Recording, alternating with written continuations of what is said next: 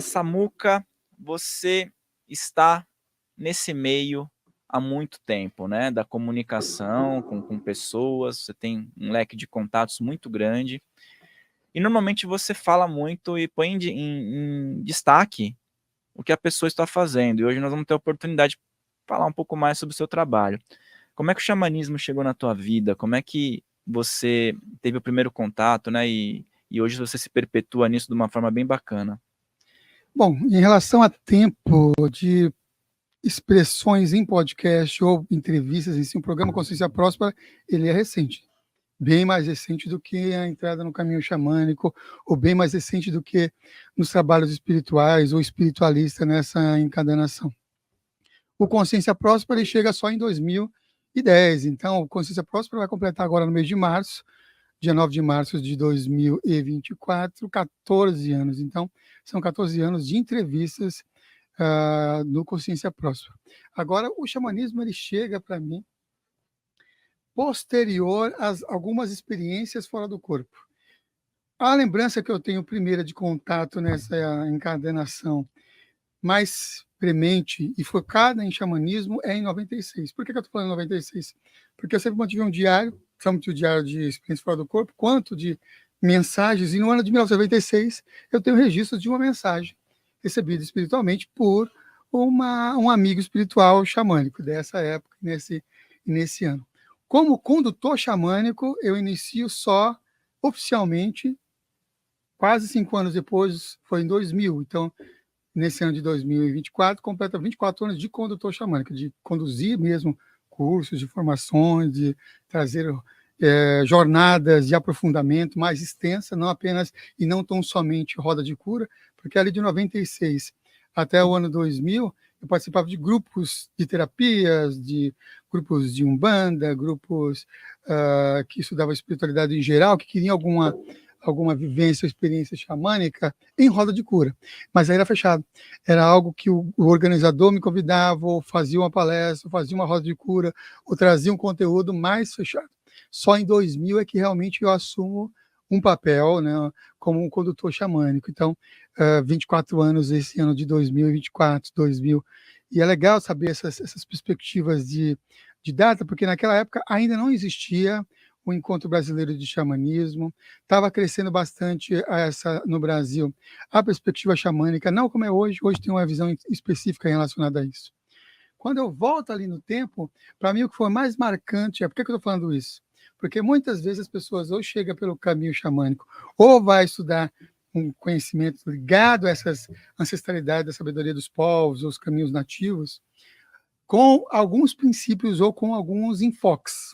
O primeiro deles é um enfoque de estou passando por um desafio na minha vida, uma crise em específica, e eu vou de encontro a um pajé, eu vou de encontro a um medicine man, eu vou de encontro a alguém que traz uma ajuda ligada àquele problema e acaba se beneficiando com aquele problema, e vendo que tem potencial dessas questões, e aí ele se torna um curador curado por aquele caminho, e acaba se apaixonando por aquilo, por aquela vivência, aquelas experiências, e vai transmitindo, compartilhando esses ensinamentos, ensinado normalmente por aquele que até o ajudou. Esse é um dos pontos que a pessoa pode chegar. A outra forma que as pessoas também associam bastante ligado ao interesse aos conhecimentos xamânicos é uma assimilação de que o xamanismo se conecta com os conhecimentos e as sabedorias dos povos originários, notablemente os povos indígenas ou os povos nativos das suas respectivas etnias. Aí, nesse caso, são pessoas que são sonhadores, buscadores desses caminhos e são meio que adotados por essas tradições. Esse é um segundo ponto de alguns que são facilitadores xamânicos. O outro é ser propriamente adotado da própria família, então ser um próprio indígena, um próprio nativo, ou seguir uma tradição familiar xamânica, vamos chamar assim. É um outro caminho de entrada nisso.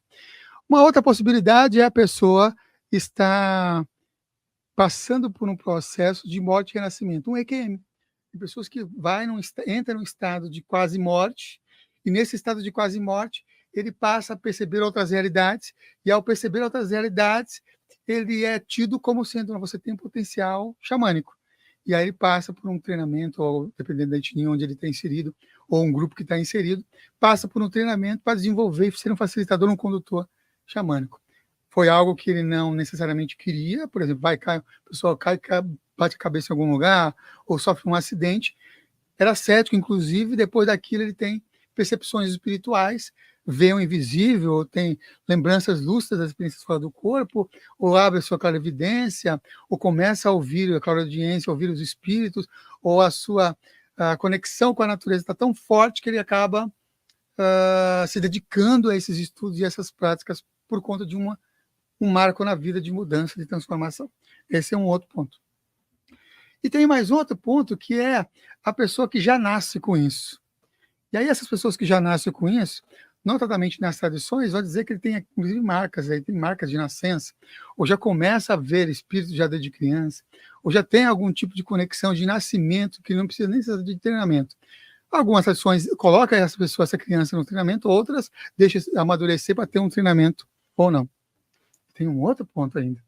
A pessoa que, do nada, chega a uma certa idade, tem experiências que é muito compatível com os fenômenos xamânicos.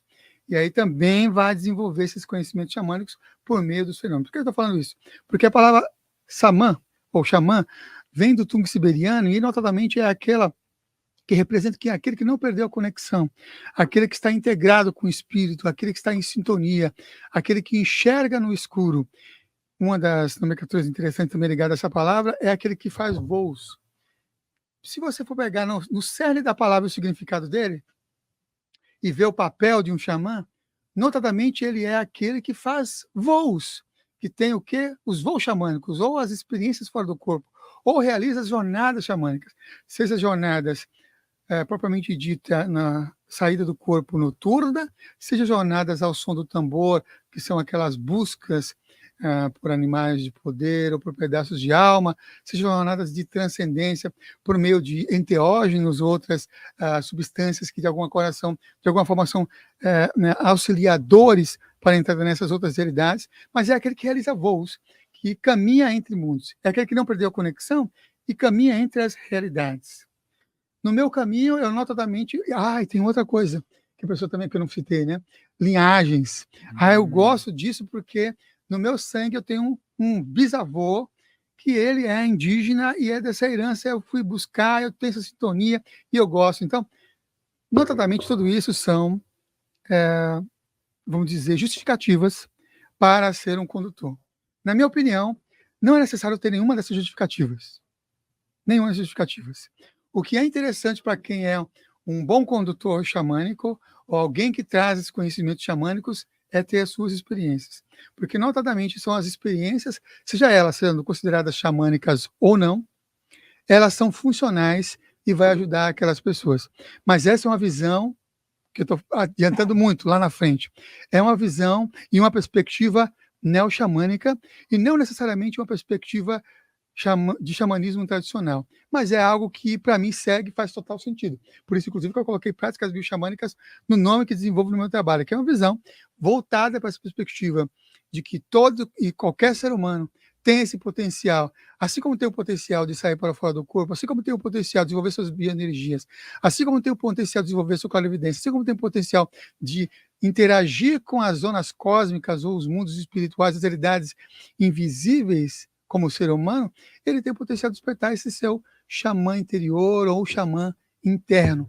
Então, para mim, tem essa perspectiva aí interessante. E a jornada que eu compartilho já há tantos anos, ela é dedicada muito numa pegada dessas potencialidades humanas e também um direcionamento na reflexão de como que esses conhecimentos xamânicos se transformam ou são úteis ou são viscerais e aproveitáveis no dia a dia, no cotidiano, até terapeuticamente. Por isso que coloquei também como formação terapias bioxamânicas, para ter essa pegada também de o que é funcional no dia a dia, o que traz essas conexões.